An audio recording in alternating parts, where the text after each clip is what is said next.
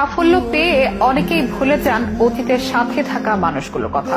দুঃসময়ে কারা পাশে ছিল তা যেন এক প্রকার মনেই থাকে না। অথচ ক্রিস্টিয়ানো রোনালদো ব্যতিক্রম এক নজির রেখেছেন বিশ্ববাসীর কাছে। কৈশোরের দরিদ্রতায় ম্যাকডোনাল্ডের এক কর্মী প্রতি রাতে খাওয়াতেন রোনালদোকে। সেই কর্মীর খোঁজ করতে দুনিয়া ওলট পালট করেছেন CR7। পৃথিবীর অন্যতম বড় তারকা ও হাজার হাজার কোটি টাকার মালিক হয়েও তার জীবনকে পরিপূর্ণ মনে হয়নি। মনের মধ্যে কাজ করেছে ম্যাকডোনাল্ডের সেই কর্মীকে প্রতিদান দেওয়ার ইচ্ছে। চাইলেই তো ভুলে যেতে পারতেন অতীতের কথা, ভুলে যেতে পারতেন ম্যাকডোনাল্ডের সেই কর্মীটিকে। তবে ভুলেননি রোনালদো। দীর্ঘদিনের প্রচেষ্টায় খুঁজে বের করেছেন তাকে। আর কৈশোরের সেই দিনের প্রতিদান হিসেবে যা করেছেন তা প্রশংসায় ভাসিয়েছে পর্তুগিজ এই সুপারস্টারকে। রোনালদোর সংগ্রামী শৈশব, ম্যাকডোনাল্ডের সেই কর্মীর পাশে থাকা ও তার প্রতিদান দেওয়ার অসাধারণ এক গল্প জানাবো এই আয়োজনে।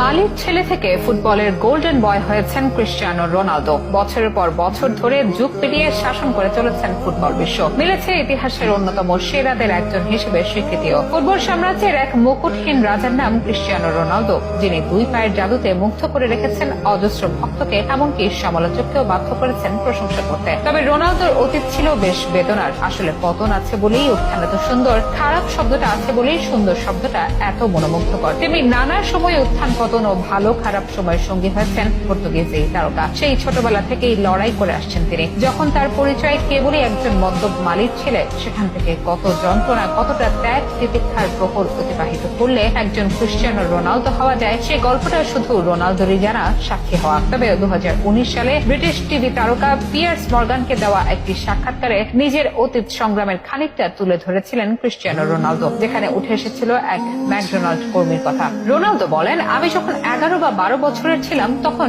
আমাদের কাছে কোনো অর্থই ছিল না। আমরা লিসবনের ওই অংশে থাকতাম যেখানে বাকি সব কিশোর ফুটবলাররা থাকতো। আমার পরিবার ছিল মাদেইরাতে। ওদের সঙ্গে 3 মাস পর পর দেখা হতো। রাত একটু গভীর হলে ক্ষুধা লাগতো। যে স্টেডিয়ামের পাশে আমরা থাকতাম সেখানে একটা ম্যাকডোনাল্ডস ছিল। প্রায়ই আমরা পেছনের দরজায় গিয়ে নক করতাম আর বলতাম, কোনো বার্গার আছে? সেখানে অ্যাডনা ও আরো 2টা মেয়ে ছিল। এই দুজনের মমতা ছিল অবিশ্বাস্য।